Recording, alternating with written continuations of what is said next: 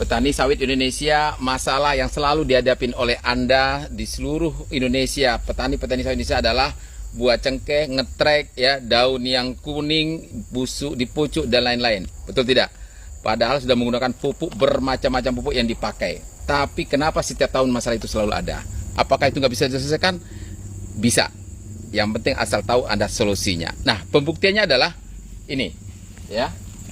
Pupuk sawit ini sudah menggunakan sebuah solusi menyelesaikan masalahnya selama ini oleh pemiliknya, yaitu apa? Pupuk Palembes. Ya, Palembes ini ya dengan komposisi P 12%, K 23%, ada boronnya, ada Cu dan Zn-nya.